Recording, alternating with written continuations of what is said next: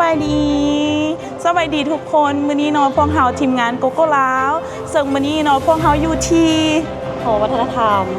วัฒนธรรมแห่งชาติเนาะซึ่งพวกเฮาได้มาร่วมงานเสียงแห่งสิริมงคลซึ่งเป็นการเฉลิมฉลองสายพัวพันธุ์ลาวจีนครบรอบ65 ปีสำหรับมื้อนี้เนาะพวกเฮาจะได้เก็บเอาภาพบรรยากาศทั้งการแสดงและอื่นๆมาให้ทุกคนได้รับชมกันมาติดตามรับชมนํกันเด้อภายหลังที่แขกผู้เข้าร่วมได้มีการถ่ายรูปเพื่อเป็นที่ระลึกเป็นที่เรียบร้อยแล้วต่อไปนี้เราจะพาทุกคนมาเบิ่งการแสดงส่วนใดหนึ่งที่สำคัญของงานซึ่งพวกเราได้เก็บเอาบรรยากาศส่วนใดส่วนหนึ่งมาให้ทุกคนได้รับชมกันสบายดีนี่ข่าวได้นำคณะนำกระทรวงวัฒนธรรมและการท่องเที่ยวแห่งสาธารณรัฐประชาธิปไตยประชาชนลาวข้าพเจ้าขอแสดงความสมเสยอย่างจริงใจต่อการจัดงานที่มีความหมายสำคัญนี้และยังเป็นการส่งเสริมการแลกเปลี่ยนวัฒนธรรมระหว่างสาธารณรัฐประชาธิปไตยประชาชนลาวและสาธารณรัฐประชาชนจีนคณะดนตรีบรรเลงประสานเสียงเปียนิสเวียงจันทร์รวมพร้อมกันนำเสนอผลงานห้องเพลงคลาสสิกของประเทศจีนและประเทศลาวของพวกเขานอกนั้นยังมีละครเพลงโอเปร่าระดับโลกให้ผู้บรรดาทานนั้นได้รับชมอย่างอิ่มหนำสำราญในค่ำคืนนี้และเบิกบานมวลซื่นไปพร้อมๆกัน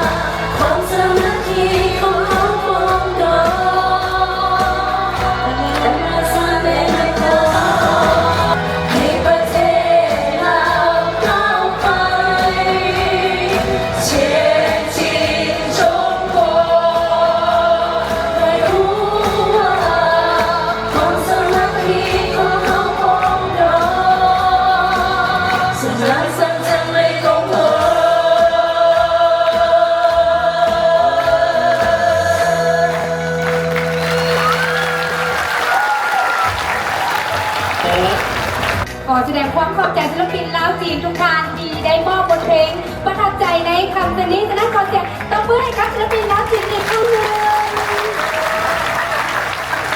ภายหลัง งการแสดงได้สิ้นสุดลงพวกเรายังได้มีโอกาสสัมภาษณ์น้องๆผู้ที่เข้าร่วมการแสดงและแขกผู้ที่เข้าร่วมในงานว่าเพิ่นมีความรู้สึกแนวใดต่อกับการแสดงในครั้งนี้เดี๋ยวพวกเราไปสัมภาษณ์พวกเพิ่นนำกันเลยโดยสบายดีรบกวนถามในน้องชื่อหยังเนาะชื่อเบนน้องเบนบ่น้องเบนมีความรู้สึกจังไดได้มาร่วมงานแล้วก็เบิ่งการแสดงในครั้งนี้ รู้สึกตื่นเต้นและก็ เป็นบ่ มวน ม่วนเนาะถ้ามีโอกาสปีหน้าน้องก็สิมาอีกบ่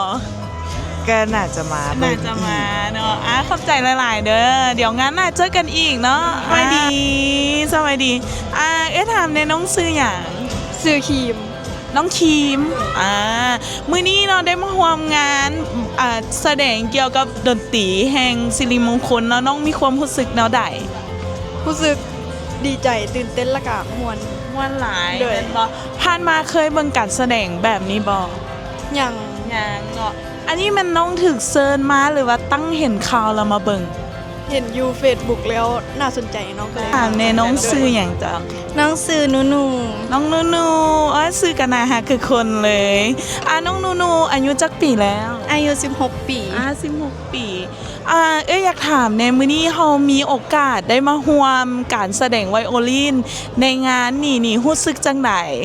รู้สึกตื่นเต้นพอมีเวลาซ้อมหน่อยแบบมีแต่มื้อเดียวในการซ้อมอะนะ มีแต่มื้อเดียว แม่ ถือว่าเก่งหลายรบกวนถามในน้องเฮียนอยู่ไสจ้ะ เรียนอยู่วิทยาลัยศิลปะแห่งชาติ ศิลปะแห่งชาติโอ้แปลว่าเฮียนไวโอลินโดยเฉพาะเลยบ่ เลยมาแล้ว แล้วมื้อนี้ได้มาร่วมงานนี่เป็นครั้งทำอิฐบ่หรือว่าปีก่ายนี้ก็เคยมาคือกัน ปีนี้แม่นก็จะจัดข้างทำอิฐแล้วก็ได้เชิญชวนทีมเดอะปินิสเวนเทียนมาร่วมงานนำ แล้วน้องก็อยู่ในทีมบ่ โดยมาแล้ว เดี๋ยวถ้าสมมุติปีหน้าจัดอีกน้องมีหยังอยากเชิญชวนหมู่ให้มาร่วมบ่ ถ้าทุกคนอยากได้รับความตื่นเต้นและก็ได้รับชมสิ่งที่พิเศษแมันมารับชมได้เด้อในปีหน้าถ้ามาปีนี้บ่ทันสามารถมาปีหน้าได้เด้อ โดยขอบใจหลายๆเด้อขอบใจสวัสดี โดยก่อนอื่นมัดขอถามได้อ้ายชื่อหยังเนาะ ซื้อสมประเสริฐจุลมณี อ้ายสมประเสริฐเนาะอ้ายสมประเสริฐมาจากภาคส่วนใดเจ้า เป็นอันนั้นเนาะเป็นเจ้าของ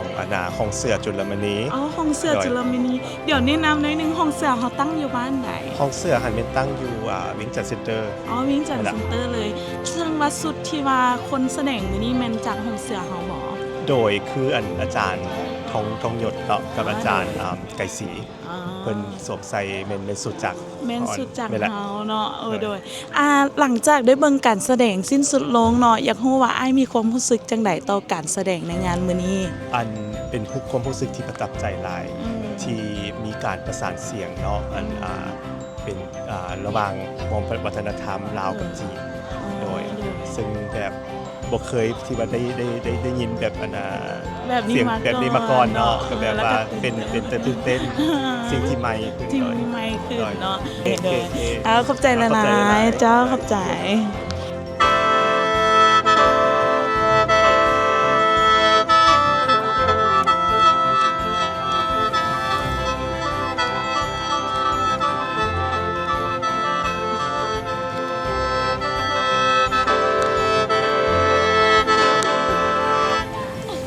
โอเคมื้อนี้เนาะสบายดีน้องๆทั้งสองเดี๋ยวถามแน่น้องชื่อหยัง โดยซื้อน้ำส้มเด้อ น้ำส้ม ซื้อตุ้ม น้ำส้มกับตุ้มเนาะน้ำส้มกับตุ้มมื้อนี้ได้รับเชิญมาร่วมการแสดงกันบ่ โดยแม่ได้มาร่วมแสดงกับทีมที่มาจากประเทศจีนในงานนี้เลย น้องส้มแม่นบ่น้องส้มแสดงเกี่ยวกับหยัง มื้อนี้แม่ได้มาตีละนาด น้องเด้ โดยได้มาเป่าแขน ได้มาเป่าแคนกับตีละนะเนาะซึ่งว่ามื้อนี้ได้แสดงในงานนี่พวกน้องรู้สึกจังได อย่างแรกเลยแม่รู้สึกดีใจเนาะที่ว่าทางผู้ใหญ่เพิ่นให้โอกาสได้มาโชว์ร่วมกับต่างประเทศก็คือประเทศจีนเพื่อเฉลิมฉลองและอีกอย่างก็เฮาสองคนก็เป็นตัวแทนนั่นทางด้านดนตรีพื้นเมืองก็คือแคนกับระนาดที่ว่าเซิร์ชซูในคอนเซปต์ที่ของวง The Penis พัฒนาแต่บริคมเป็นลาว ส่วนน้องได้รู้สึกจังได ก็รู้สึกดีใจแล้วก็ตื่นเต้น เพราะว่าเวทีนี้ก็ท้าทายหลายเนาะเพราะว่ามันจะมีเพลงที่แบบเพลงที่เราบ่เคยลิ้นแต่เราก็ซ้อมมาแล้วก็ได้มาลิ้นในเวทีนี้เนาะ ถือว่าเก่งหลายเด้อเพราะว่าพวกเอื้อยเนาะทุกคนก็ติดตามผลงานน้องอยู่ตลอดแล้วมื้อนี้ก็มีโอกาสได้เห็นตัวจริงพวกเอ้ยก็ดีใจหลายได้สัมภาษณ์พวกน้องเนาะอยากบอกทุกคนว่าจังไดเพื่อที่รักษาวัฒนธรรมตัวนี้ไว้ โดยก็อยากเชิญชวนทุกคนเนาะไผที่ว่ามีใจมักฮักหรือว่า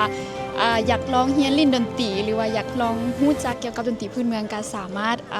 ส่งเสริมกันได้หรือว่าสิเป็นก็เรียนเองแล้วก็ แม่นใส่ผลงานถ้าว่า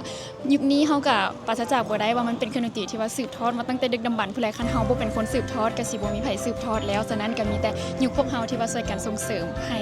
มันคงอยู่กับเฮาตลอดไป เลยฉันน้องเลย แม่แล้วก็อยากให้ทุกคนเนาะที่กำลังเป็นเด็กน้อยหรือว่าวัยรุ่นขึ้นใหม่อยากเชิญชวนให้มาหันมาลิ้นดนตรีลาวหลายๆเพราะว่าดนตรีลาวบ่แม่นสิ่งที่บู่หานเด้อทุกคนมันเป็นวัฒนธรรมของเราเราต้องรักษาไว้ให้มันดี โดยขอบใจเด้อขอบใจเนาะวันนี้งานเสียงดนตรีแห่งสิริมงคลและงานเฉลิมฉลองสายพัวพันธ์ทางการทูตลาวจีนครบรอบ65 ปีก็ได้สิ้นสุดลงพวกเราทีมงานโกโก้ลาวขอบใจท่านผู้ชมที่รับชมตั้งแต่ต้นจนจบสำหรับมื้อนี้ทีมงานพวกเราขอลาไปก่อนขอบใจ